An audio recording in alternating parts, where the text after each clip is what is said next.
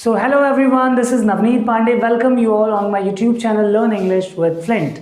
So friend, जैसा कि आप लोग जानते हैं हमारा टेंस का सीरीज चल रहा है। उस टेंस के सीरीज में आज हम लोग बात करने जा रहे हैं फ्यूचर परफेक्ट टेंस की। ठीक है, तो फ्यूचर परफेक्ट टेंस के पहले हमने देखा पास्ट परफेक्ट टेंस और साथ ही साथ उसमें मैंने आफ्टर और बिफोर का अलग से वीडियो भी बनाया जो कि हमारा लास्ट वीडियो था। ठीक है, तो आज हम लोग बात करने जा रहे हैं फ्यूचर परफेक्ट टेंस की। तो बेसिकली यहाँ पे लोग आपको पढ़ाते हैं जिस वाक्य के अंत में चुका होगा, चुकी होगी, चुके होंगे, या होगा, ये होगी, ये होंगे, जो भी। तो इन सब के अलावा जो बहुत इम्पॉर्टेंट है फ्यूचर परफेक्ट को समझने के लिए मैंने यहाँ पे लिखा है। देखिएगा, कहा जा रहा है work has finished in imagination, कि जो हमारा काम है वो ख़त्म तो हुआ है, क्योंकि यहाँ पे ये क्या है, परफेक्ट है। सो परफेक्ट मतलब इमेजिनेशन। यहाँ पे देखिए कैसे समझेंगे कि ये फ्यूचर परफेक्ट इमेजिनेशन की बात कर रहा है। परफेक्ट का मतलब तो आप जानते ही हैं कि काम खत्म हो चुका है, लेकिन फ्यूचर जो होता है, फ्यूचर का मतलब मैंने फ्यूचर इंडेफिनिट के वीडियो से ही बताया आप लोगों को कि फ्यूचर का मतलब इमेजिनेशन।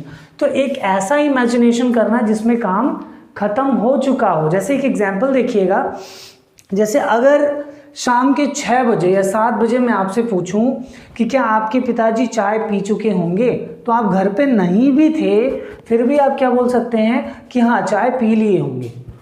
तो चाय पी लिए होंगे आप श्योर नहीं हैं, लेकिन आपने क्या किया, इमेजिन किया कि हाँ वो काम हो गया होगा। ठीक है, रात के 10 बजे अगर आपसे पूछा जाए मम्मी खाना बना ली होंगी, तो आप क्या कहेंगे, हाँ मम्मी खाना बना ली होंगी, क्योंकि यूजुअली क्या होता है 8 से 9 बजे के बीच मम्मी खाना बना लेती हैं। ठीक है ना, तो वहाँ पे हमने इमेजिन क्या किया, हमने इमेजिन किया कि खाना बन चुका होगा, मम्मी ने खाना बना दिया होगा। ठीक है ना, तो इस तरीके से ये इमेजिनेशन की पावर है। ऐसा इमेजिन जिसमें काम खत्म हो रहा है या काम चल रहा है। अगर काम चल रहा है इमेजिनेशन में तो क्या कहेंगे, फ्यूचर कंटिन्यूअस टेंस है। जैसे वह क्या कर रहा होगा, वह खेलता होगा, तो ध्यान से देखिए इस बात को, वह खेलता होगा। तो ऐसा इमेजिनेशन हम लोग कर रहे हैं जहाँ पे काम जारी है।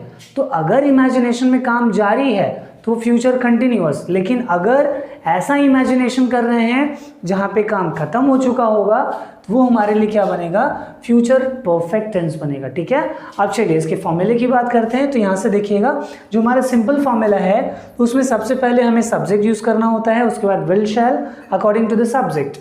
तो शैल जो है आई और वी के साथ यूज़ करते हैं और सारे सब्जेक्ट्स के साथ आप विल यूज़ करते हैं।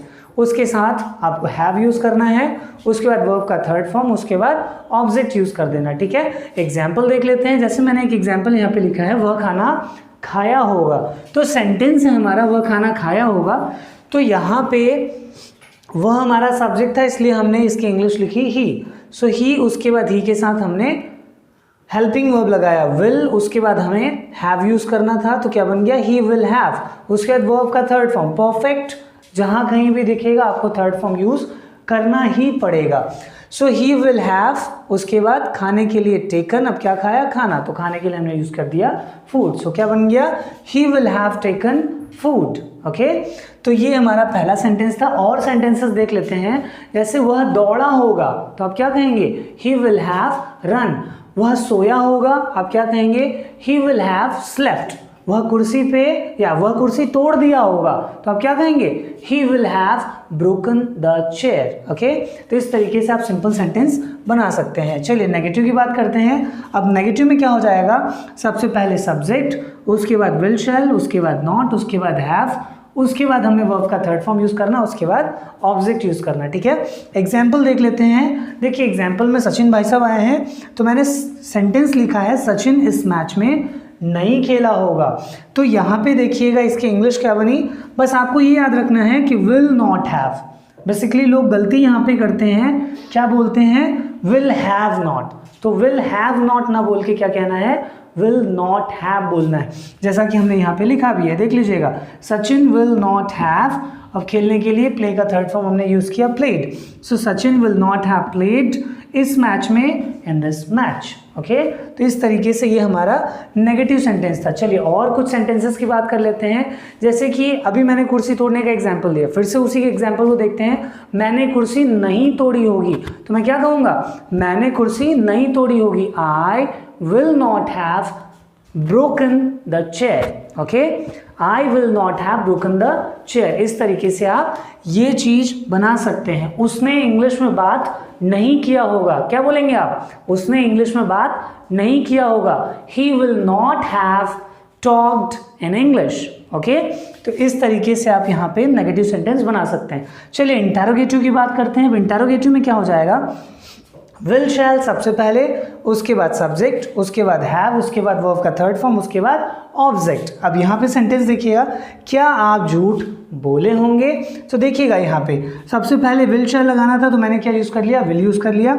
उसके बाद आपके लिए मैंने यू यूज़ किया। उसके बाद हमें लगाना है have, so will you have. उसके बाद वर्ब का थर्ड फॉर्म किस चीज़ का? बोलने के लिए हमने यूज़ किया टेल। टेल का थर्ड फॉर्म क्या होता है? टोल्ड। Tell, told, told.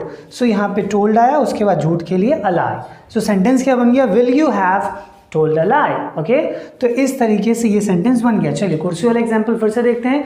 क्या आपने कुर्सी तोड़ी होगी? तो क्या कहेंगे आप? Will you have broken the chair. Okay, क्या वह इंग्लिश में बात किया होगा? तो क्या बोलेंगे आप? Will he have talked in English. Okay, तो इस तरीके से आप ये सेंटेंस इंटरोगेटिव में देख सकते हैं। चलिए अब नेक्स्ट बात करते हैं इंटरोगेटिव नेगेटिव सेंटेंस की।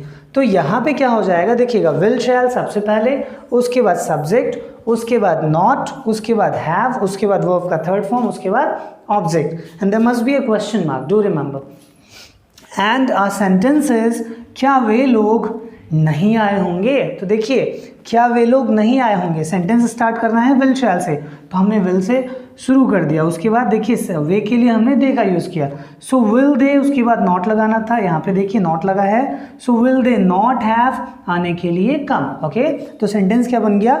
Will they not have come. अब कुर्सी वाले एग्जाम्पल भी फिर से देख लेते हैं। क्या आपने कुर्सी नहीं तोड़ी होगी? तो आप क्या कहेंगे? Will you not have broken the chair. Okay, तो इस तरीके से आप इंटरोगेटिव नेगेटिव सेंटेंस यूज कर सकते हैं। चलिए अब बात करते हैं WH इंटरोगेटिव की। तो यहाँ पे देखिए WH वर्ड सबसे पहले जो भी आपका कब क्यों कैसे है उसको रखने के बाद सेम फॉर्मूला आपको रख देना है इंटरोगेटिव सेंटेंस का। जो हमारा इंटरोगेटिव है ये देखिए, सो WH वर्ड लिख दें, उसके बाद will shell subject have third form object, WH interrogative हमारा क्या हो जाएगा? क्लियर हो जाएगा। इतना सिंपल है, ठीक है। चलिए अब सेंटेंस देखते हैं। हम लोग क्यों गए होंगे? तो हम लोग क्यों गए होंगे क्या कहेंगे आप? देखिए क्यों की इंग्लिश सबसे पहले हमने लिखा वाई, सो वाई, उसके बाद WH, यहाँ पे देखिएगा इंटरोगेटिव में विल शैल यूज करना था, यहाँ पे देखिए हमने विल यूज कर दिया, सो वाई विल, सब्जेक्ट यूज करना था, यहाँ पे सब्जेक्ट हम है तो वी यूज कर दिया। उसके बाद देखिए हैव यूज करना था तो हैव हमने यूज कर दिया। उसके बाद वर्ब का थर्ड फॉर्म यूज करना था तो जाने के लिए हमने गॉन यूज कर दिया, क्योंकि गो का थर्ड फॉर्म गॉन होता है। उसके बाद यहाँ पे ऑब्जेक्ट इस सेंटेंस में है ही नहीं, तो सेंटेंस क्या बन गया? Why will we have gone. ठीक है, उसने गाली किसको दिया होगा? तो आप क्या कहेंगे? हुम विल ही हैव अब्यूज्ड। ठीक है, इस तरीके से ये सेंटेंसेस आपके WH इंटरोगेटिव के बनते हैं। ठीक है, सो चलिए अब हम लोग बात करते हैं WH इंटरोगेटिव नेगेटिव की। सो तो देखिएगा WH इंटरोगेटिव नेगेटिव में क्या हो जाएगा? सबसे पहले WH वर्ड रखना है, उसके बाद जैसे यहाँ पे हमने इंटरोगेटिव देखा तो इसमें क्या कर देना है? इंटरोगेटिव नेगेटिव का फॉर्मूला आगे लिख देना है। इसलिए मैंने यहाँ पे लिखा है WH word plus interrogative negative formula. Okay, तो यहाँ पे सेंटेंस से हम लोग समझते हैं। सेंटेंस है वे लोग छत पर क्यों नहीं सोए होंगे। तो यहाँ पे सेंटेंस क्या बन गया? देखिएगा वाई, क्यों के लिए सबसे पहले WH वर्ड हमने यूज़ किया, सो वाई, उसके बाद सेम टू सेम यही हमारा फॉर्मूला चलता शुरू हो गया। देखिएगा यहाँ पे, सो वाई विल यहाँ पे यूज़ करना था, उसके बाद सब्जेक्ट यूज़ करना था तो हमने दे यूज़ किया, उसके बाद नॉट यूज़ करना था तो हमने नॉट यूज़ किया, उसके बाद हैव यूज़ करना था हमने हैव यूज़ किया, उसके बाद थर्ड फॉर्म यूज़ करना था हमने स्लीप का थर्ड फॉर्म स्लेप्ट यूज़ किया। ठीक है, और उसके बाद ऑब्जेक्ट हमारा क्या बचा? On the roof. तो सेंटेंस क्या बन गया? Why will they not have slept on the roof? इतना सिंपल सेंटेंस। चलिए इस सेंटेंस को हम लोग नेगेटिव में करके देखते हैं। सेंटेंस क्या है? हम लोग क्यों नहीं गए होंगे। तो क्या हो जाएगा? Why will we not have gone? ठीक है, हम लोग किससे नहीं मिले होंगे? क्या मिलेगा? कैसे बनेगा ये सेंटेंस? हम लोग किससे नहीं मिले होंगे। So with whom will we not have met? ठीक है, मीट का थर्ड फॉर्म मेट, याद रखिएगा। तो इस तरीके से ये सेंटेंसेस पूरे बनते हैं और यहाँ पे अब हमारा फ्यूचर परफेक्ट टेंस जो है आज ख़त्म हुआ। आशा करता हूँ ये वीडियो आपको अच्छे से समझ में आया। तो आज के लिए अब that's all people, thank you so much, bye bye.